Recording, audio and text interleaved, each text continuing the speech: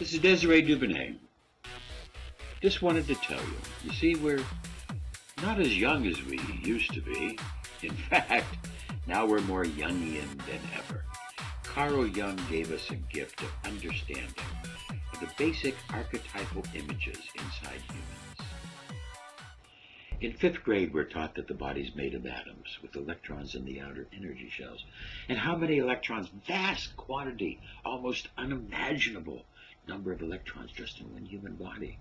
And that the electron is not a fundamental particle, so we are able to prove that the universe is infinity to the power of infinity. And when we get inside these atoms, electrons never touch, they repel. No atom touches any other.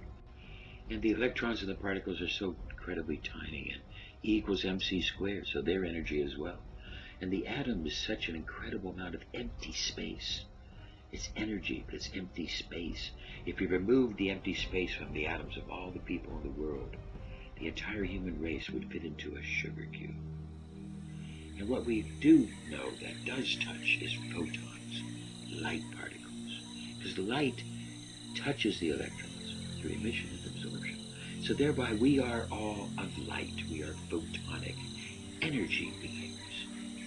And because of this, we need to recognize the vast quantity. And we now proved through quantum entwinement that we are all connected. And that there's good and bad energy, hot and cold, and all this different type of diversity that comes out of the world. This incredible diversity of what we are as human beings.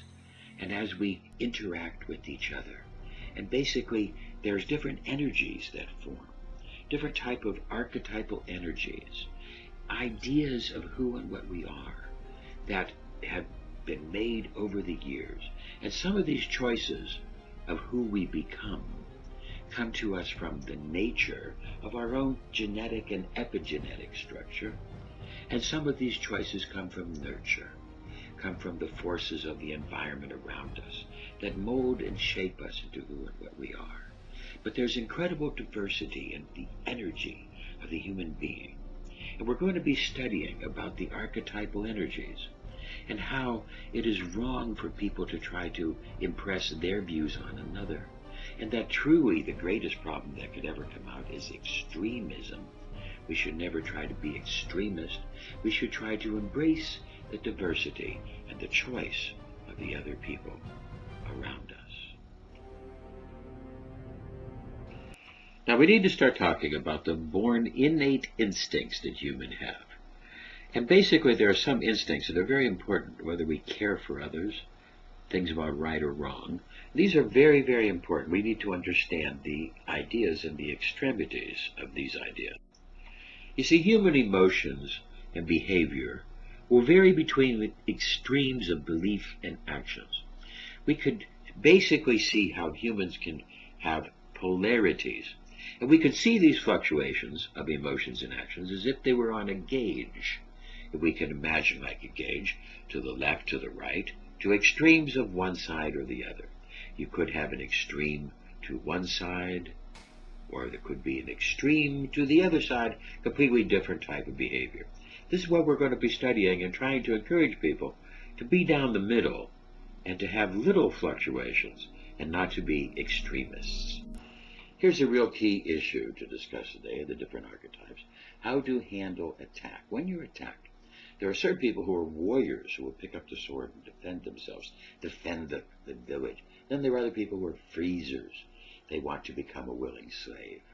You see, you have the warriors who basically, when attacked, pick up the sword and try to stand up with honor and basically sacrifice themselves to fight against the intruder. That when the other army attacks, they can increase their percentage of survival by fighting. Honor, deep within. Then there are others who have the idea just to willingly pass on as a slave. They freeze in the face of different turmoil. They don't like trouble. They want to maintain an innocence and a joy.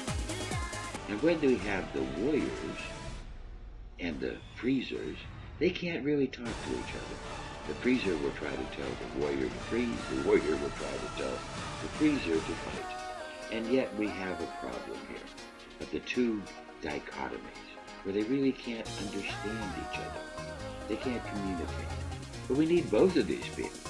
We need people who go along and get along, and we need then the warriors who will fight.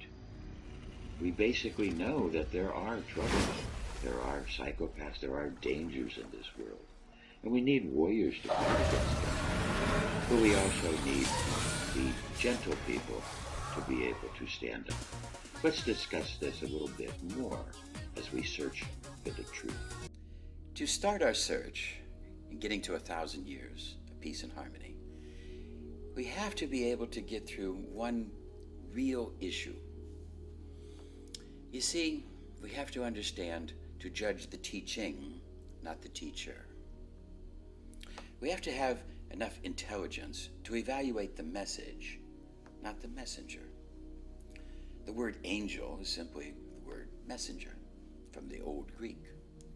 And the angel could be anybody, could be human, dog, cat. The intelligent mind can evaluate a message, can see the message, but the unintelligent mind only hears the tone. 70% of the people don't really listen to what people are saying, they listen to the tone of the conversation. That's a sign of a small intellect, but that happens. Not everybody can be a genius.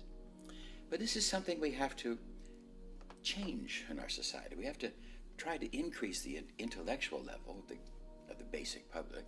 People need to look beyond just the tone. The nice tone, the perfect quality. And people, oh, I'm so happy. And if the person wears a good suit, a man in a good suit and tie, oh my God, he must be telling us the truth. And the real truth is that don't ever trust the man in the suit. He wears that suit for a reason, to cover up something. There's many different types of people. We have a very diverse population of what we call biodiversity. Biodiversity that we found all around the world, all around biology. And it exists in the human being as well. There are many different types of people. There are certain people who reject all authority and they become more liberal. They don't trust anything of anybody in authority. There are other people who become conservative because they trust all authority. These are just different biological things, as there are many diversities of people. And who we are and what choices we make is shaped by our nurture and our nature. It's shaped by our biology and the lifestyle, things that have happened in your behaviors, memories. These things shape us and help to make us. Now, many people have become warriors or are warriors, warrior-like.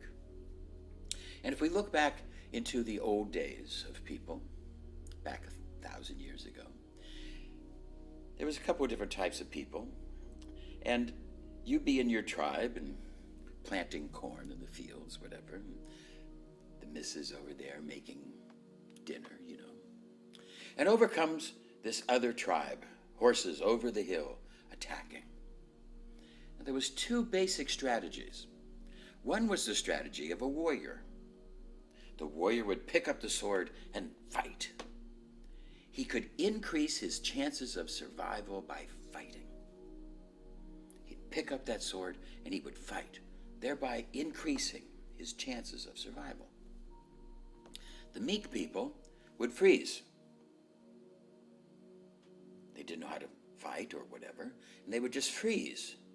By freezing, they would increase their chances of survival, because when the opposing attacker saw that they were not a threat, he'd leave them go, conquer them later, take them back to his village to have sex or make slaves. But they would increase their chances of survival by freezing.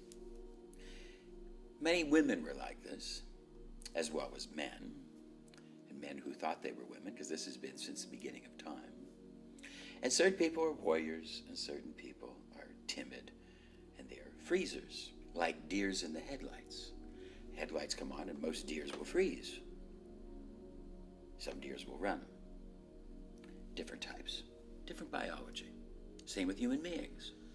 Now, in the world today, what we need to recognize is that we are being under attack by many different things. The ultra-rich is trying to control our lives. And these ultra-rich people are shaping basic things in our lives. The ultra-rich are affecting us.